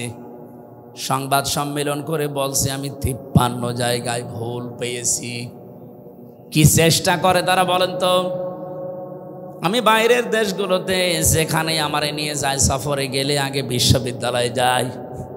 সিঙ্গাপুরে, মালয়েশিয়া, থাইল্যান্ড, যত দেশে আমারে নিয়ে গেল এ পর্যন্ত আমি আগে যে দেখি ও দেশের ভার্সিটি। বিশ্ববিদ্যালয়ে যাওয়ার পরে পরিচিত কাউকে পেলে, কয়েকদিন আগে সৌদি আরবে আমার এক বন্ধু ওখানে পড়ে, ওরে বললাম যে দোস্ত নিয়ে চলো আমার এই লাইব্রেরিতে। আগে লাইব্রেরিতে গিয়ে আমি চিন্তা ভাবনা করে দেখি যে এখানে কি ধরনের বই পড়ানো হয়, পাওয়া যায়। আমার কুষ্টিয়া বিশ্ববিদ্যালয় যে লাইব্রেরি, আমার হয় 2 মিনিটে ঘুরে শেষ করে দেওয়া যাবে। মালয়েশিয়া ইন্টারন্যাশনাল ইসলামিক ইউনিভার্সিটি যেটা, ওর লাইব্রেরি যত বড়, আমি পুরাটা এলাকা ঘুরে দেখেছি, কুষ্টিয়া বিশ্ববিদ্যালয়ের চাইতে কমপক্ষে 20 ডবল বড় হবে, এত বড় এরিয়া। একটা বিশ্ববিদ্যালয় যদি আমাদের দেশের বিশ্ববিদ্যালয়ের চাইতে 20 ডবল বড় হয়, তার ক্যাম্পাস, তার লাইব্রেরি কত বড় হতে পারে? আপনি বই খুঁজবেন, নিজে যেয়ে অমুক বই পেয়ে যাবেন না, কম্পিউটারে টিপ দেওয়া লাগবে। কত তালায় আছে, কত কামরায় আছে, কত তাকে আছে, কত লাইনে আছে, ওটা লেখা উঠবে, ওই জায়গায় যে ওই বই পাবেন। তাছাড়া যদি নিজের মন মতো যে খুঁজতে চান, আমার মনে হয় আপনার জীবন শেষ হয়ে যাবে, এত বই সেখানে। বড় বড় বিশ্ববিদ্যালয়গুলো যে আমি এই ছোট্ট জীবনে দেখেছি, ওরা যত বই থাকুক না কেন, সবার উপরে আল কোরআন এইটা ওখানে লিখে দেয়। যে সমস্ত দেশে মুসলমান কম, যেমন সিঙ্গাপুরে 100 জনের মাত্র 5 জন মুসলমান, 95 জন সেখানে কাফের, বিভিন্ন জাতির লোক আছে, মুসলমান না। থাইল্যান্ডে ওই রকম মুসলমান হয়তো 2-3%, বাকি সবগুলোই তারা কাফের। আমার এক বাজারে নিয়ে গেল থাইল্যান্ডে, বাজারে যে দেখি গোশত বিক্রি করছে, সামনে তাকালাম দেখি শুধু মাথা। জিজ্ঞাসা করলাম ইংরেজিতে ওনারে যে কি এটা, আমারে বলছি ডগ। ডগ মানে একটা দুইটা না, প্রায় 15-20টা ডগ মাথা কেটে রেখে দিয়েছে। ওরা তো আর বিসমিল্লাহির রহমানির রহিম বলেনি, এক কোপে আলাদা করে ফেলেছে। সাপ, বড় বড় সাপ জিয়ানো আছে, শুধু মাথা কেটে যে মাছের মতো পিস পিস করে। এরকম একটা দেশেও বিশ্ববিদ্যালয়ের দিকে তাকান, কত হাজার হাজার বই তাদের আছে, নিচের থাকে, ওপরে যেটা আছে সেই জায়গায় আছে দি হলি কোরআন। জোরে বলেন সুবহানাল্লাহ। ওরা আর কিছু না করুক, নতুন কোন তথ্য যদি বের করতে চায়, কোরআন ছাড়া সম্ভব না। কিয়ামত পর্যন্ত পৃথিবীতে যত রকমের বিজ্ঞানী আসবে, সে আস্তিক হোক আর নাস্তিক হোক, কিছু যদি নতুন দুনিয়াকে দিতে চায়, মাস্ট বি তাকে কোরআনের কাছে ভিক্ষা চাওয়া লাগবে। কথা বুঝতেছে? কি গবেষণা তাদের জীবনে আছে। এই যে লরেন বুথ বলছিলাম, মহিলা অনার্স মাস্টার্স করা, ডক্টরেট করা, কোরআন পড়তে 1 দিন 2 দিন করে পড়ে নাই, 3 বছর একাধারে পড়েছে। আর আমার মতো আনাকম জানাকমও পড়ে নাই, পড়েছে একেবারে বুঝে বুঝে। এক একটা শব্দের অর্থ বের করেছে, একাধিক, কোন শব্দ কোন জায়গায় অ্যাপ্রোপ্রিয়েট হয়, কোন জায়গায় কোন শব্দ মিলতে পারে, এইরকম বুঝে বুঝে কোরআন পড়েছে। 53 জায়গায় যে লাল দাগ দিয়েছে, আন্দাজে না, বুঝে শুনে দিয়েছে। কিন্তু আল্লাহর ইশারা, যেখানে ও লাল দাগ দেয়, শেষ পর্যন্ত মুসলমানও হয়ে গেছে। জিজ্ঞাসা করছে যে আপনার ধর্ম খ্রিস্টান, তামাম পৃথিবীতে সব চাইতে বেশি মানুষ বাস করে খ্রিস্টান ধর্মে, আপনি সেই বাপদাদার ধর্ম বাদ দিয়ে এ পৃথিবীতে মুসলমানদের ধর্ম এমনিতেই মানুষ দেখতে পারে না। এদেরকে টেরোরিস্ট বলা হয়, জঙ্গি বলা হয়, সন্ত্রাসী বলা হয়। আর আপনি এই ধর্ম মেনে নিলেন মানে? লরেন বুথ ওই দিন জানিয়েছে, আমি মুসলমানদের চেহারা দেখে, তাদের আচরণ দেখে মুসলমান হচ্ছি না, আমি মুসলমান হয়েছি আল্লাহর কোরআন দেখে। আমি 53 জায়গায় লাল দাগ দিয়েছিলাম, ঠিক। এতদিন শুনতাম যে মুসলমানের কোরআনে কোনো ভুল নেই, কিন্তু আমার দৃষ্টিতে আমি পেয়েছি আল্লাহর দয়া আমার উপরে, আল্লাহর ইশারায় যেখানেই লাল দাগ দিয়েছি, ভুল ধরেছি, দেখি তার পরের আয়াতে বা পরের সূরাতে ওই আয়াতের জবাব আমার আল্লাহ 1500 বছর আগেই দিয়ে দিয়েছে। সূরা নেসার 34 নম্বর আয়াত শেষে আমি ভুল ধরলাম, এই আয়াতটাই আমার পরিবর্তন এনে দিয়েছে। আমি মনে করলাম যে এখানে যা দেওয়া আছে এটা তো বাস্তবতার সাথে মেলে না, কারণ তারা নারীবাদী, নারীদেরকে এগিয়ে রাখতে চায়। কিন্তু আমার যতটুকু গবেষণা, আমি চিন্তা ভাবনা করে বিশ্বে দেখেছি, অন্য জাতির লোকেরা আপনি দেখবেন, বিশেষ করে খ্রিস্টানরা, ওরা জাতে মাতাল হলেও তালে ঠিক আছে। আপনি খ্রিস্টান রাষ্ট্র যতগুলো আছে পৃথিবীতে তাকান, সবচাইতে বেশি খ্রিস্টান যেখানে বাস করে আমেরিকায়, তারা জাতে মাতাল হলেও তালে ঠিক। এই জন্য বলছি, সারা পৃথিবীর 257টা রাষ্ট্র আছে, সব রাষ্ট্রকে তারা সবক দিয়ে বেড়ায় যে নারীর অধিকার সমান সমান করা লাগবে, বলে না? অথচ নিজেরা কথা আজ পর্যন্ত মানেন। 144 বছর চলছে আমেরিকা স্বাধীন হওয়া, অথচ তারা আজ পর্যন্ত মানে নাই। আমি বারাক ওবামা পর্যন্ত পড়েছিলাম ইতিহাস, এরপরেই তো বারবার আসতেছে যে লোকটা, এই ডোনাল্ড ট্রাম্প। ও দেখতে আমার মনে হয় একটা মাতাল, ও কিন্তু রাজনীতিবিদ না, একটা ব্যবসায়ী। হঠাৎ করে এই লাইনে এসে বিভিন্ন কায়দা কৌশলে হয়ে গেছে পরপর 2 বার। আপনি দেখবেন এরকম একটা মাতাল মার্কা লোক, যার নামে নারী কেলেঙ্কারি পর্যন্ত আছে। এই কথা বুঝতেছে? আপনি দেখেন কয়েকদিন আগে তার এগেনস্টে যে দাঁড়িয়েছিল কমলা হ্যারিস। এ পৃথিবীতে যদি শিক্ষিত নারী আপনি খোঁজ করেন জেনারেল লাইনে, 10 জন যদি আপনি শিক্ষিত নারীর তালিকা করেন, কমলা হ্যারিসকে একজন পাবেন।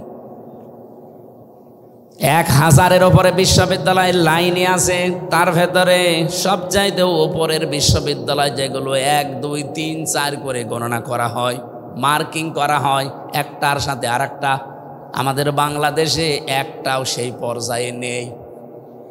1000 বিশ্ববিদ্যালয় সারা পৃথিবীতে, বাংলাদেশে তালিকায় এখনো একটাও যেতে পারেনি। তাহলে 1, 2, 3 কি গবেষণা হয় সেখানে বলেন তো? এইরকম জায়গা থেকে এই মহিলা পাশ করা, অথচ এই মহিলাকে ওই দেশের লোক গুরুত্ব দিল না, গুরুত্ব দিল ট্রাম্পকে। নবীজির হাদিস পড়েছিলাম, ক্বালান নাবিয়্যু সাল্লাল্লাহু আলাইহি ওয়াসাল্লাম, লা ইউফলিহা কওমুন ওয়াল্লাহু আমরহুম ইমরাতুন, বুখারী শরীফের হাদিস। ওই জাতি কখনোই সফল হচ্ছে না, হবে না। লা ইউফলিহা, মজারের আগে লান আসলে অর্থ হয় জীবনেও হবে না। এই হাদিসকে আমি এখন আমার নিজের জন্য বানাচ্ছি, নাকি আমি যে দল করি ও দলের জন্য হাদিস বানালাম? আর এই হাদিস নবীজি মনে হয় বাংলাদেশে শুধু জামাত ইসলামের জন্য বলিস। নবীজি যখন ইন্তেকাল করে তখন জামাত ইসলামী ছিল। 1941 সালে দলের জন্ম। আর আমি তো আমার জন্ম হচ্ছে 1992 সালে। সে হিসাবে হাদিস তো আমার বানানো, আমার বাবারও বানানো সম্ভব না। কথা বুঝতেছেন? কি বলি, একটু বিবেকের আয়না দিয়ে একটু চিন্তা করেন, দেখেন তো। নবীজি বললেন লাই ইফলিহা, যদি ইফলিহ বলতেন আমি অর্থ করে ফেলতাম। এই লামটা দিয়ে আমিও ঝামেলায় আছি। বিশ্বনবী নিজে গ্যারান্টি দিচ্ছেন কখনোই সফল হচ্ছে না, হবে না। কওমুন, ওই জাতি, ওই দেশের মানুষেরা, ওয়াল্লাহু আমরহুম ইমরাতুন, যারা তাদের এই পৃথিবীতে দায়িত্বভারগুলো সব মহিলাদের হাতে ছেড়ে দিয়েছে। অন্য কোনো দিকে না দিয়ে আপনি আমেরিকার সাথে মিলান, ওরা জাতে মাতাল, ওরা আল্লাহ বিশ্বাস করে না, নবীজি বিশ্বাস করে না। কিন্তু এই কথাটা দেখেন, পঙ্খানো 144 বছর মেনে চলছে। ওরা যে আজ চর্মচোখের দৃষ্টিতে আমরা দেখছি আজ দাঁড়িয়ে গেছে সফল ওরা এই কারণে। এর আগে একজন ছিল হিলারি ক্লিন্টন, তাকেও দায়িত্ব দেয়নি, কমলা হ্যারিস তারেও দেয়নি। মাতাল, মদ খায়, তাতে কি আছে, তারে দেন, কিন্তু পুরুষ মানুষ। ওরা নবীর কথা মেনে আজ দাঁড়িয়ে যায়, আর আমরা আজ 54 বছরের ভেতরে অর্ধেকই গেছে আমাদের সব সিদ্ধান্ত মেয়েদের উপরে। আপনি উল্টা দিকে না গিয়ে আমার ওপর রাগ করে লাভ আছে, হাদিসটা তাহলে বাদ দিয়ে দেন। আজকে সিদ্ধান্ত নেওয়া যায় না এই হাদিস শোনার পর যে জীবনে যতদিন বেঁচে আছি কোনো মহিলার পেছনে থাকবো না। ঠিক মানে তো শুধু সামিয়ানার নিচে ওয়াজ তো হয়ে গেছে, আবার কি ওয়াজ করবে? এইটা যদি আমরা এবার মেনে নিতে পারি, সত্যি সত্যি ইসলামকে আপনি দেখতে পাবেন এবার কোরআন দিয়ে দেশ চলছে। কোন মহিলা আমার সামনে আসতে পারবে না, আমার সামনে পুরুষ মানুষ আসুক। এখন যদি মানে মেয়েদের ছোট করলেন, আপনি কি আল্লাহ রাসূলের চাইতে মেয়েদেরকে বেশি ভালোবাসেন? বিশ্ব নবী জানিয়েছেন পৃথিবীতে আমার কাছে 3টা জিনিস খুব বেশি ভালো লাগে, একটা নামাজ, একটা সুগন্ধি, আর একটা মেয়ে মানুষ। এই মেয়ে লোক বলতে গিয়ে তিনি ইমরাতি দিয়েছেন, আমার স্ত্রী আমার কাছে ভালো লাগে। আমাদের কাছেও নামাজ অনেকের ভালো লাগে, অনেকের লাগে না। অনেকের কাছে সুগন্ধি ভালো লাগে, অনেকের কাছে আবার দুর্গন্ধ ভালো লাগে। ওই যে বিড়ি খায়, এটাকে সুগন্ধ। অনেকের কাছে স্ত্রী ভালো লাগে, নিজেরটা বাদ দিয়ে অন্যেরটা।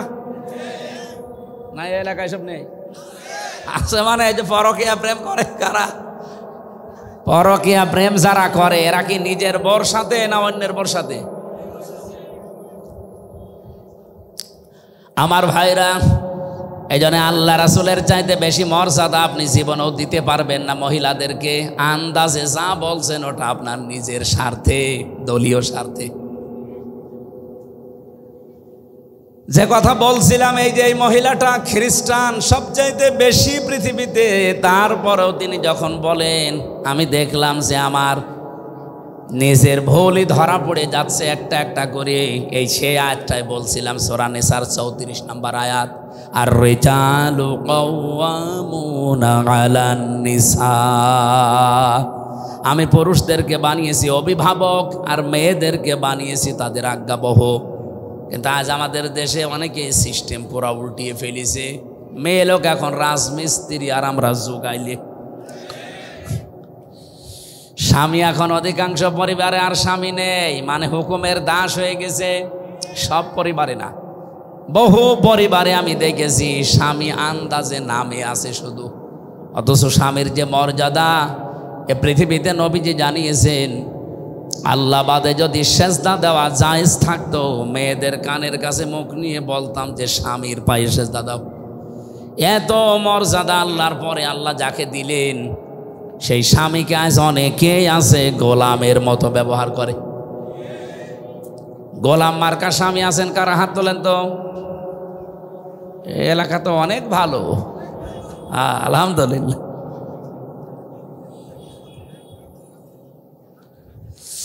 আমার ভাইরা, বিশ্বনবী যে জানিয়েছে এই পৃথিবীতে সবচাইতে বেশি আল্লাহ পাক খুশি হন ওই সময় যখন তিনি কোনো ঘরে মেয়ে পাঠান, নারীকে দেন।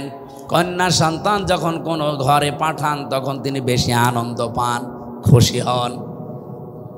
আমি যে কথা বলতে চাই আয়াত দিয়ে, বিশ্ব নবীকে আল্লাহ যদি সিবিয়ান রেজাল্ট না দিয়ে সিবিয়ান দিতেন, আমরা তো আর কোরআন নিয়ে পড়ে থাকি না।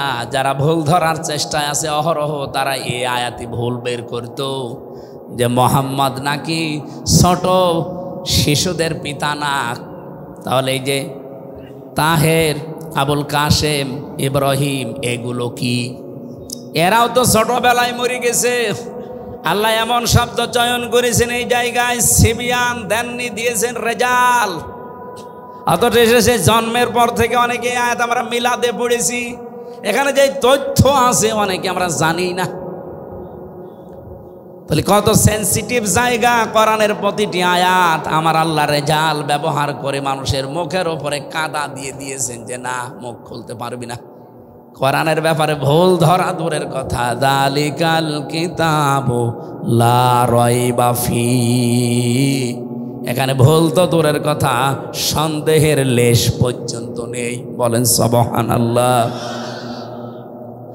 আল্লাহ তাহলে রেজাল দিয়েছেন সেবিয়ান না দিয়ে। তিনি প্রাপ্তবয়স্ক কোনো পুরুষের পিতা ছিলেন না দুনিয়ায়, পিতা ছিলেন শিশুদের। ছোট বয়সে তার ছেলেগুলো সব বিদায় নেয়। যতগুলো সন্তান তার দুনিয়ায় বেঁচে ছিল, মুরব্বী পর্যন্ত হয়ে গেছে অনেকে, সেগুলো সব মেয়ে। জাইনব, রোকাইয়া, উম্মে কুলসুম, ফাতিমাতুজ জাহরা রাদিয়াল্লাহু তাআলা আনহা, এগুলো সব পুরুষ না মহিলা? বলেন বলেন। এবার আমি একটা হাদিস এখানে শোনাতে চাই। নবীজি বলেন, হে পৃথিবীর মানুষেরা, যার মেয়ে আছে মেয়ের বাবাকে গালি দিবা না। আল্লাহ নবী কিন্তু কোনো দিন এ কথা বলেন না যে ছেলের বাবাকে গালি দিবা না। আমি আপনাকে ছেলের বাবাকে গালি দিতে বলছি না, কিন্তু আজ স্পেশালভাবে মেয়ের বাবাকে গালি দিবা না এ কথা আল্লাহর নবী বললেন। কারণ আমি মুহাম্মদ নিজে মেয়েদের বাবা। মেয়ে যাদের আছে আপনি গ্যারান্টি নিতে পারেন, শুধু 3টা কাজ যদি করতে পারেন ওর পেছনে আল্লাহ পাক আপনাকে এই ওসিলায় একটা জান্নাত দেবে। 1 নম্বরে তার একটা সুন্দর অর্থবোধক নাম রাখা লাগবে। এমন নাম রেখে দিয়েছে ও নাম শুনলে কুকুর পর্যন্ত হাসে। আধুনিক এমন এমন নাম এখন বের হচ্ছে। এই জন্য আপনি ইসলামী এবং অর্থবোধক নাম রাখবেন মেয়েদের। 2 নম্বরে শুধু নাম রাখাই শেষ না, এর পেছনে আপনি খরচ করবেন আপনার সাধ্য মতো দিন শেখাতে। আপনার মেয়ে হাফেজা হবে, আপনার মেয়ে ইঞ্জিনিয়ার হবে, ডাক্তার হবে, কোনো অসুবিধা নেই, কিন্তু তাকে প্রথমে কোরআনে কারিমের জ্ঞানটা এমনভাবে দেন ও বড় হয়ে যেন দুর্নীতি না করে। এগুলো যাদের ভেতরে আছে, আপনার মেয়ে যদি ডাক্তার হয়, রাজশাহীর ডাক্তার ফাতেমা সিদ্দিকার মতো হবে। আপনার মেয়ে যদি বিশ্ববিদ্যালয়ের শিক্ষিকা হয়, আমি বহু বিশ্ববিদ্যালয়ের শিক্ষিকা দেখেছি, এ মানুষগুলো সূর্যের আলো পর্যন্ত তাদেরকে দেখতে পায় নাই, অথচ তারা ভার্সিটির শিক্ষিকা। আর আপনার মেয়ে প্রাইমারির মাস্টার, ওর আগা থেকে মাথা পর্যন্ত শুধু সূর্য না, এলাকার সূর্যরাও দেখে। এই জন্য তাকে এমন জ্ঞান আপনি প্রথমে দিয়ে দেবেন, ও যখানে এই দায়িত্ব পালন করুক দুর্নীতি করবে না। আপনি দেখেন আগে কিন্তু 5 এবং 8-এ 100 মার্কের কোরআন ছিল, হাদিস ছিল, ফিকহ ছিল, ইসলামী ইতিহাসগুলো ছিল 100 মার্কের বৃত্তি পরীক্ষায়। কিন্তু আমাদের দুর্ভাগ্য, আগে যারা দায়িত্ব ছিল এই 15 বছরে ওরাই বৃত্তি পরীক্ষায় 100 মার্ক কোরআন হাদিস তুলে দিয়েছে। আরে পরীক্ষার জন্য অনেকে পড়ে না, সেটা যদি সিলেবাসে না থাকে ও জীবনে হাত দেবে। আগে সেই 3 যখন পড়তাম তখন গারে সুরের ঘটনা পড়তাম। হযরতে আবু বকর সিদ্দিক নবীজিকে রাতের বেলা পাহারা দিয়েছিলেন, পড়তাম আর ওই সময় বুঝতাম না, তারপরও মন লাগিয়ে দিতাম যে কি কি হয়েছে দেখি। আবু বকরের ওপর একটা আলাদা ভালোবাসা জন্ম নিত যে নবীর জন্য এত কিছু করেছে। ওখানে শিক্ষায় দেখবেন 2-3 লাইন আবার লেখাও ছিল যে হযরতে আবু বকর নবীজির জন্য একটা দিন একটা রাত এই কষ্টটা করার কারণে আল্লাহ এত বেশি খুশি হয়েছিলেন, কিয়ামত পর্যন্ত আমরা যারা দুনিয়ায় আসতে পারি সবার নেকি যদি এক পাল্লায় দেন, হযরতে আবু বকর নবীজির জন্য এক রাতে যে কষ্ট করেছিলেন ওই এক রাতের কষ্টের সমান যে সওয়াব, ওই সওয়াবের পরিমাণ হবে না। আবু বকরের প্রতি এমনি একটা আলাদা ভালোবাসা তৈরি হয়ে যেত, সেইগুলোই যদি এখন তুলে দেয় তে ভালোবাসা জন্মাবে কি করে? এই জন্য সিলেবাসে যারা ছিল শিক্ষা ব্যবস্থায়, ওরা যাতে মাতালগিরি করলো ওরা কিন্তু তালে ঠিক ছিল। আপনি দেখেছেন যে কয়েকজন মানুষ দায়িত্ব পালন করেছেন, নুরুল ইসলাম নাহিদ, ডাক্তার দীপুমণি, আর এই যে চট্টগ্রামের নওফেল, এগুলো লেখাপড়া কোন জায়গায়, এগুলো প্রোটেকশন কোন জায়গা থেকে? সর্বশেষ যে লোকটা দায়িত্বে ছিল এই মহিউদ্দিনের ছেলে নওফেল, চট্টগ্রামের শিক্ষা মন্ত্রণালয় ছিল, ওর পড়া ভারতের রামকৃষ্ণ। যারা রামকৃষ্ণ থেকে পড়ে এসে আমাদের মুসলমানের 92% মুসলমানের দেশের শিক্ষা ব্যবস্থায় শিক্ষামন্ত্রী হবে, ও তো কোরআন হাদিস পড়াবে। এই জন্য 100 মার্কের ছিল, আবার তুলে দিয়েছে, দরকার নেই। আমরা চাই আবার এই দেশে সকালবেলা ফজরের পরে কোরআনের আওয়াজ বিভিন্ন ঘর থেকে আসতে থাকবে। এটা চান না? খালি আসলে আজকে আসার পরে প্রায় 4-5 জন বাচ্চা এসে বসে মাথায় হাত দেন, দোয়া করেন। কি দোয়া করব? বাচ্চাগুলো খারাপ হয় ওই সময় যখন মায়ের পেট থেকে দুনিয়াতে আসে, কারণ এই 10 মাস 10 দিন মায়ের পেটে থাকাকালীন ও অনেক কিছু ওখান থেকে নিয়ে আসে। বিজ্ঞান এখন প্রমাণ করছে 6 মাস যখন মায়ের পেটে মানুষের হয়ে যায় তখনও দুনিয়ার কথাবার্তা শুনতে পায়। এখন 6 মাস আপনার স্ত্রীর পেটে সন্তান বয়স হয়ে গেছে, আপনার স্ত্রী বসে বসে এমন সিরিয়াল দেখতেছে যার ভেতরে শুধু আল্লাহ রসুলের কথা। ওইটা দেখে আর ওর ভেতর থেকে তো সব শুনতেছে, ওইটা প্র্যাকটিস করে, আসার পরে ঠিক ওইটাই আচরণ করে। বলেন, দোয়া চাই আমার কাছে, হুজুর দোয়া করেন আব্দুল কাদের জেলানির মতো ছেলে চাই। নবীজির যে সমস্ত কাজগুলো ছিল তার অন্যতম কাজ হচ্ছে ভালো কাজে বা পরিচিত কাজে তিনি আদেশ দিতেন, অন্যায় কাজে বাধা তৈরি করতেন। ওয়ায়ুহিল্লু লাহুমুত তাইয়্যিবাত, পবিত্র যত জিনিস আছে, এর আগে অনেকগুলো জিনিস হারাম ছিল অথচ পবিত্র, এই বিষয়গুলো তিনি উম্মতের জন্য হালাল করে দিতেন। ওয়ায়ুহাররিমু আলাইহিমুল খাবায়েস, অপবিত্র জিনিস যেগুলো, নাপাক জিনিস, এগুলো তিনি হারাম ঘোষণা করতেন। এই যে বিড়ি, যেটি যদিও হারাম না কিন্তু এটা অপবিত্র জিনিস, এটা অবৈধ একটা জিনিস, এটা অনেকগুলো ক্ষতির কারণ। একটা লাঞ্চ নষ্ট হয়ে যায়, আর একটা মুখে দুর্গন্ধ তৈরি হয়, অর্থের অপচয় হয়, অনেকগুলো ক্ষতির সম্ভাবনা এর দ্বারা। এই জন্যে এইটাও খাবাইসের ভেতরে অন্তর্ভুক্ত। ওয়ায়াদাউ আনহুম ইসরাহুম, তিনি সরিয়ে দিয়েছেন, তুলে নিয়েছেন তোমাদের উপর থেকে এমন বোঝাসমূহ, ওয়ালাগলাল আল্লাতী কানাত আলাইহিম, যেগুলো তোমাদেরকে বাঁকা করে রেখেছিল, ওগুলো সব তিনি তোমাদেরকে আল্লাহর পক্ষ থেকে আদেশ দিয়ে দিয়ে সরিয়ে দিয়েছেন। ফাল্লাযীনা, সুতরাং এখন তোমাদের উচিত হবে আমানু বিহি, তার উপরে বিশ্বাস করা, ওয়াজ্জারুহু ওয়া নাসারুহু, এই মানুষটা এখন আর নেই কিন্তু তার অনুসারীরা আছে, আলেমরা। পৃথিবীতে যদি এখন এই আয়াত কেউ মানতে চায় তাহলে নবীর উত্তরাধিকারী আলেম যারা, এই পৃথিবীতে নবীর নায়েবে রাসূল যারা, তাদের ওপরে বিশ্বাস করা, তার মানে তাদের কথাগুলো মেনে চলা, তাদেরকে সাহায্য করা, সহযোগিতার জন্য তাদের শক্তি সামর্থ্য বৃদ্ধি করা। এরপরে আল্লাহ দিয়েছেন ওয়াত্তাবাউ, অনুসরণ করা, আন-নূর আল্লাযী উনজিলা মাআহু, তারা যে নূর নিয়ে এসেছে সেই নূর, তার মানে কোরআনে কারীম। উলাইকা হুমুল মুফলিহুন, এগুলো যদি দুনিয়ায় বাস্তবায়ন করে যেতে পারো আমি আল্লাহ গ্যারান্টি দিচ্ছি তোমরা সফল হবে। জোরে বলেন সুবহানাল্লাহ। নবীজি বলেন কোন মানুষ ইমানদার এখনো পর্যন্ত হতে পারে নাই যতক্ষণ তার কাছে তার ছেলে মেয়ে, স্ত্রী পুত্র, সন্তানাদি, এমনকি দুনিয়ার সব মানুষের চাইতে আমি নবী বেশি ভালোবাসা মহাব্বতের জিনিস না হব।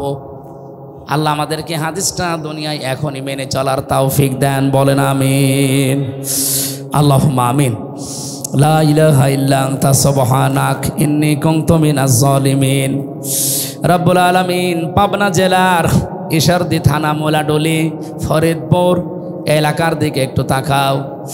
কোরআনের কথাগুলো যেভাবে এরা চাতক পাখির মতো বসে বসে শুনেছে, মেহেরবানি করে কথাগুলো আমলের তৌফিক দাও। সওয়াবগুলো তুমি নবীজির রওজায় পৌঁছিয়ে দাও। যত মানুষ এই মাহফিলটার জন্য চেষ্টা চালিয়েছে প্রত্যেককেই অমরের মতো কবুল করে দাও। সম্মানিতা মা বোনদেরকে খাদিজার মতো, আয়েশার মতো বানিয়ে দাও। আমি সহ যারা অসুস্থ আছি আমাদেরকে শেফায়ে কামেলা আজেলা নসিব করে দাও। আল্লাহুম্মা গফিরলি ওয়ারহামনি ওয়াহদিনি ওয়াফিনি ওয়ারযুকনি ইয়া রাব্বাল আলামিন। এলাকার মাটির নিচে যত মানুষ কবরে আছে আল্লাহ কবরবাসীদেরকে তুমি মাফ করো। বিশেষ করে জানাবে ধন মিয়া ভাই এলাকার যুবকদেরকে সাথে নিয়ে কোরআনে কারিমের সুন্দর আয়োজনে যারা আঞ্জাম দিল এ মানুষগুলোর জীবনের অভাব দূর করে দাও। এই যুবকদেরকে তুমি উত্তম এবং জায়েজ কর্মজীবন তৈরি করে দাও। এরা যেন হারাম কোনো রাস্তায় না যায়, হালাল রাস্তায় থাকার সুযোগ দাও।